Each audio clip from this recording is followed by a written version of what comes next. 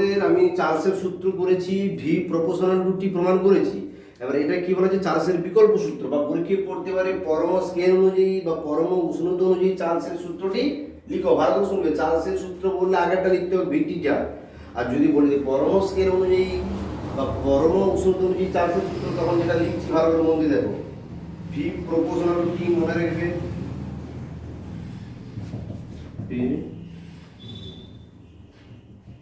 দেখো, স্থির চাপে নির্দিষ্ট ভরের কোন গ্যাসের আয়তন পরম উষ্ণতার সমানুপাতিক। কার? পরম উষ্ণতা মানে অ্যাবসলিউট টেম্পারেচারে। তার মানে মনে রাখবে, সবসময় যদি ডিগ্রি থাকে তার মানে অঙ্ক করতে গেলে 273 অ্যাড করতে হবে।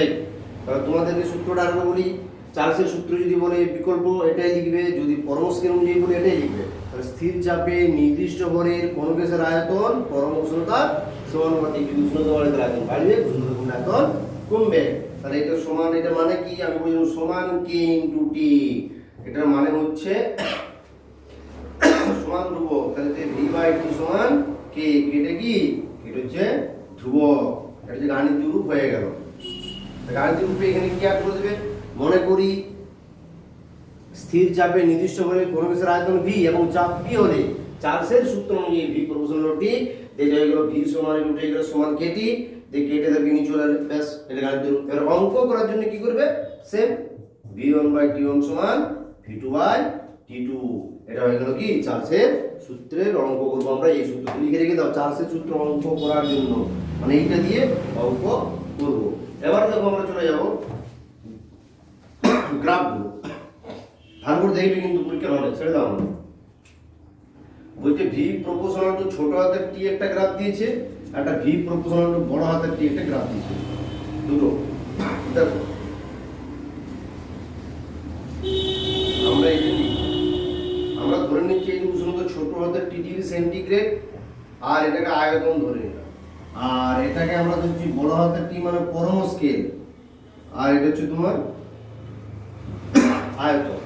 ঠিক আছে, আমরা জানি যে ছোটদের ঠিক কোথায় আয়তনটা শূন্য হয়, কারণ দেখো এইদিকে যতগুলো আছে উষ্ণতা তার মানে আয়তন এখানে জিরো, যতগুলো আছে এখানে আয়তন জিরো, পুরোটাই জিরো। তাহলে এটা মূল বিন্দু তুমি আমরা জানি আয়তনটা কোথায় শূন্য হয়, -273 ডিগ্রি। তাহলে এখানে লিখবে এই জায়গায় ধরে নিচ্ছি, মানে ডট ডট করে -273 ডিগ্রি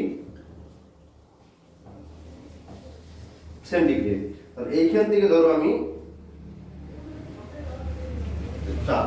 পরীক্ষায় পড়বে, তাহলে লেখচিত্র প্রকৃতি কি? ছোট হাতের ভি বনামটি লিখবে সরল রৈখিক কিন্তু মূল বিন্দুগামী নয়। এটা হয়ে গেল কি সরল রৈখিক, straight line but not from origin.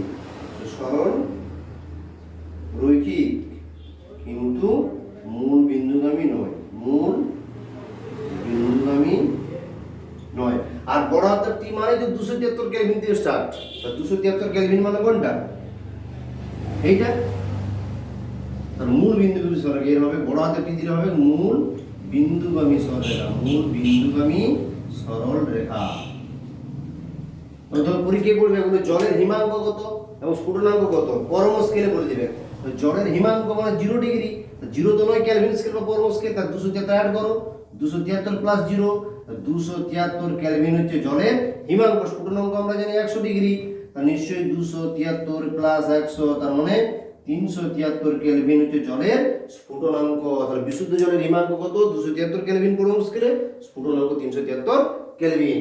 তাহলে এইগুলো তোমাদের গ্রাফ কি বলে? যদি ছোট হাতের ভি বনাম টি বলে তখন লিখবে সরল রৈখিক কিন্তু মূল বিন্দুগামী নয়, আর এটা লিখবে মূল বিন্দুগামী সরল। এবার ধরো যদি তোমার 2 নম্বর দিয়ে তখন কি লিখবে?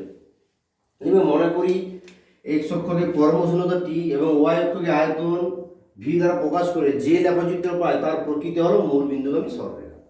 ব্যাস, ঠিক আছে, আজকে এতটাই থাক, আর বেশি পড়ছি না ক্লাস তোমাদের।